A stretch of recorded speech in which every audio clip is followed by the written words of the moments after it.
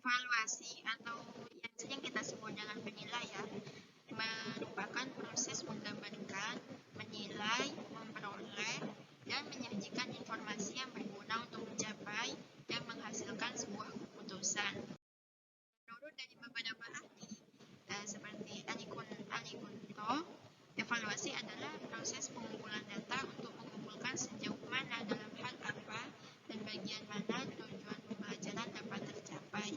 Sedangkan Rina Febriana menyebutkan evaluasi pembelajaran adalah proses yang berkelanjutan terkait dengan pengumpulan dan penafsiran informasi dalam menilai pembelajaran guna merancang sistem pembelajaran.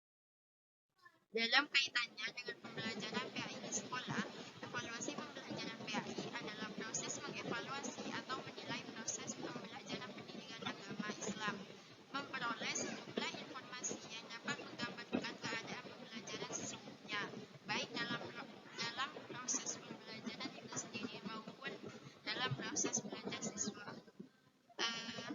Assalamualaikum warahmatullahi wabarakatuh. Saya Amsuri Ramadhani dengan NIM 201101010007. Di sini saya akan membahas tentang jenis-jenis evaluasi pembelajaran. Yang pertama, evaluasi formatif. Evaluasi formatif adalah salah satu jenis evaluasi yang pelaksanaannya di akhir. Nah, jadi formatif ini yang di akhir. Yang kedua, formatif sumatif, yaitu evaluasi yang bertujuan untuk melihat tingkat keberhasilan, sejauh mana tingkat keberhasilan siswa dalam menguasai materi pembelajaran. Yang ketiga, evaluasi diagnostik. Evaluasi diagnostik adalah jenis evaluasi yang tujuannya untuk mengetahui tingkat kelemahan siswa. Dan yang keempat, evaluasi penempatan. Evaluasi penempatan adalah evaluasi yang dilaksanakan untuk keperluan menempatkan siswa dalam situasi belajar mengajar yang sesuai dengan yang mereka mampu.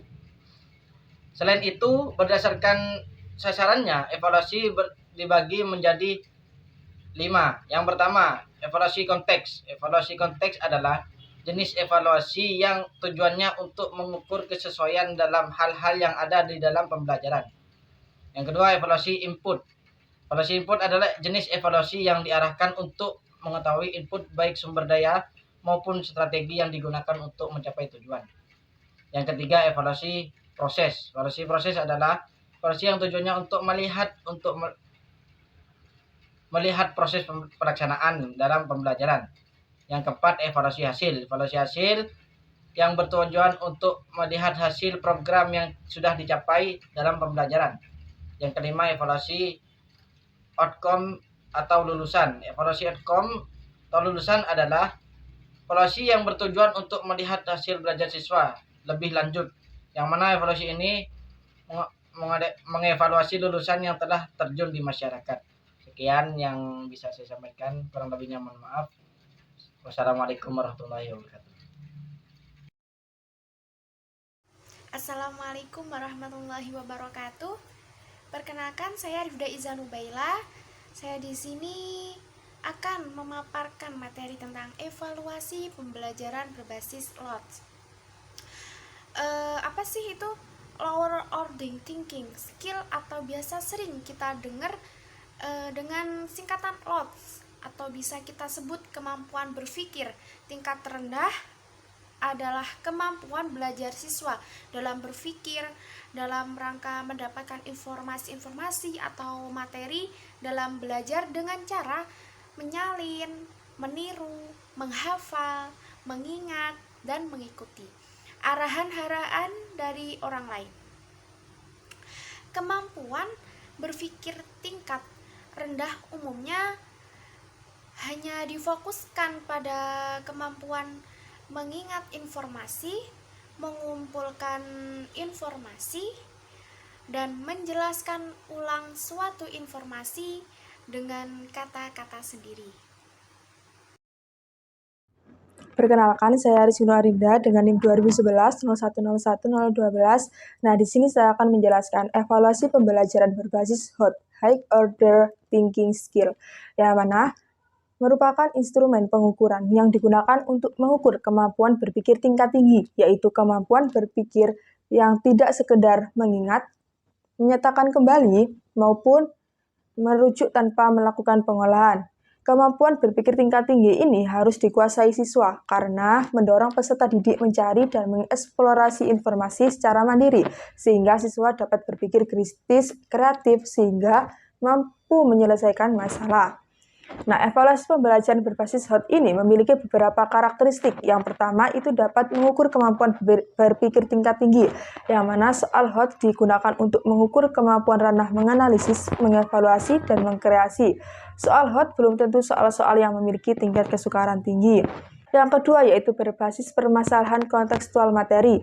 Yang ketiga, aspek penilaian berupa penilaian sikap, penilaian pengetahuan, dan penilaian keterampilan. Yang keempat, bersifat divergen, yang artinya memungkinkan siswa menggunakan jawaban yang berbeda-beda sesuai proses berpikir dan sudut pandang yang digunakan karena untuk mengukur proses analitis, kritis, dan kreatif yang cenderung bersifat unik. Nah, kemudian yang kelima itu menggunakan multipresentasi, yang mana tidak hanya menyatakan materi secara tersurat, tetapi memaksa siswa menggali sendiri informasi yang tersirat dengan menggunakan berbagai referensi. Nah, yang keenam yaitu menggunakan bentuk soal yang beragam. Saya Muhammad Fathia Hidayat dengan NIM 20110101018 akan melanjutkan materi terkait tentang evaluasi pembelajaran berbasis HOTS. Nah, dalam melakukan penilaian terkait dengan evaluasi pembelajaran berbasis HOTS, penilaian yang dilakukan hendaknya dapat menjamin prinsip objektif. Artinya, hasil penilaian yang dilakukan oleh guru dapat menggambarkan kemampuan peserta didik sesuai dengan keadaan yang sesungguhnya. Penilaian yang dilakukan secara objektif dapat menjamin akuntabilitas penilaian.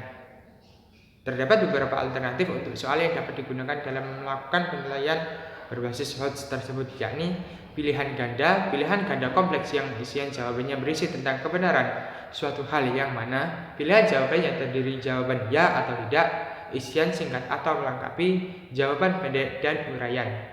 Adapun ada beberapa hal yang harus diperhatikan dalam penyusunan soal berbasis HOTS, yakni menganalisis KD atau kompetensi dasar yang akan dibuat dalam soal berbasis HOTS, menyusun kisi-kisi soal, memilih stimulus yang menarik dan kontekstual, menulis butir-butir soal sesuai dengan kisi-kisi butir soal tersebut, merevisi butir soal sebelum diuji cobakan, menganalisa soal yang telah diuji cobakan, membuat pedoman penskoran atau membuat kunci jawaban. Adapun evaluasi pembelajaran berbasis HOTS ini memiliki beberapa manfaat, yakni peserta didik akan mendapat pengetahuan yang lebih mendalam, dapat berpikir kritis, kreatif, dan dapat memecahkan masalahnya. Anak akan mendapatkan pengalaman nyata karena berkaitan dengan konsep kontekstual. Cara berpikir anak akan lebih luas karena anak dapat berargumen sesuai dengan sudut pandang yang dimilikinya. Mungkin itu saja yang dapat saya sampaikan. Terima kasih.